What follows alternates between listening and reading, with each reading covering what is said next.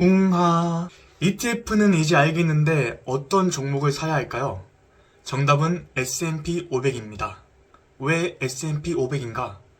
S&P 500은 미국에서 가장 잘 나가는 대표 선수 500명을 모아놓은 어벤져스 팀입니다.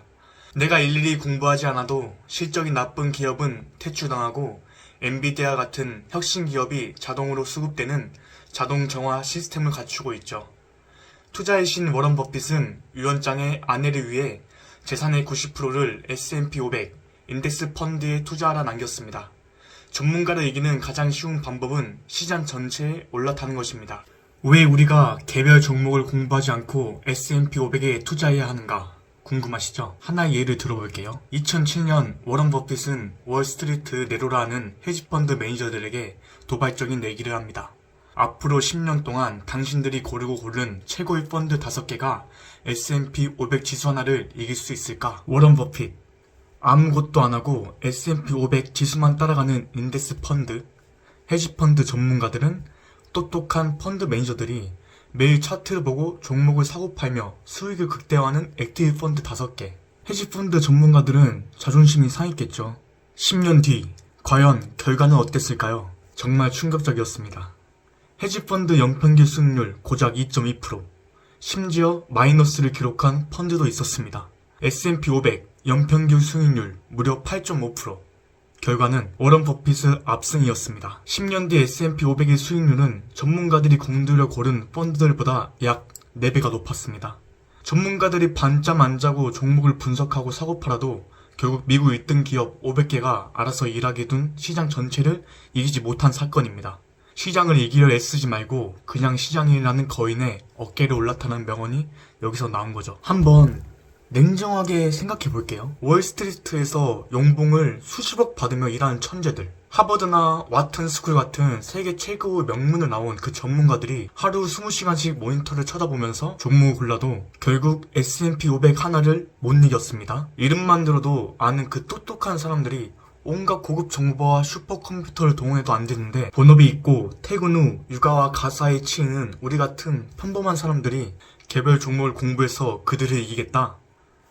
이건 사실상 불가능한 도전에 가깝습니다. 하지만 다행인 건 우리가 그 천재들보다 더 똑똑해질 필요가 전혀 없다는 겁니다. 버핏의 내기가 증명했듯이 우리는 그냥 그들을 일하는 미국이란 거대한 시장 자체를 사버리면 되니까요. 천재들이 피 터지게 쌓아서 올린 성과를 우리는 S&P 500 ETF 한 주로 아주 간편하게 나눠 갖는 겁니다. 버핏이 10년 만에 4배 넘는 수익을 냈다는 결과에만 환호하죠.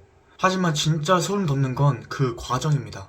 내기 기간이었던 2008년 리먼 브라더스가 파산하고 전 세계 경제가 무너질 때 S&P 500은 반토막이 났습니다. 여러분은 계좌에 찍힌 1억이 자고 일어났더니 5천만 원이 되었다고 상상해보세요. 월스트리트의 네로라는 천재들도 공포에 질려 주식을 팔고 도망칠 때 버핏은 눈 하나 깜짝 안 하고 그 하락장을 온몸으로 받아냅니다. 시장에 머물러 있는 것, 그게 버핏이 대단한 진짜 이유입니다. 그는 알고 있었거든요. 주가가 흔들려도 미국 1등 기업들의 가치는 변하지 않는다는 것을요. 결국 그 지옥 같은 하락장을 견뎌낸 사람만이 그 뒤에 찾아오는 거대한 상승장을 온전히 먹을 자격이 있는 거예요. 여기서 질문! 근데요, 떨어지면 어떡해요? 야이씨.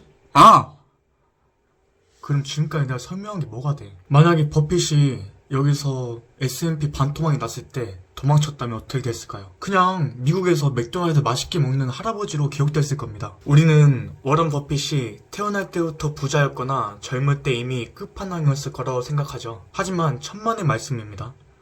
버핏의 재산 중 99%는 그가 50세가 넘은 이후에 만들어졌고, 그 중에서도 90% 이상은 그가 65세, 은퇴 시기를 넘긴 뒤에 불어났습니다.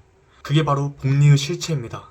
처음에는 눈덩이가 커지는 게 보이지도 않다가 어느 임계점을 넘는 순간 상상할 수 없는 속도로 불어나는 거죠. 버핏이 세계 최고의 부자가 된 건 그가 남들보다 뛰어난 천재여서가 아니라 남들보다 10년, 20년 더 오래 주식시장에 머물렀기 때문입니다. 여러분, 지금 40대, 50대, 30대 늦었다고 생각하시나요? 버핏의 기준에서 보면 여러분은 이제 막 복리의 마법이 시작되는 차이나에 서 있는 겁니다.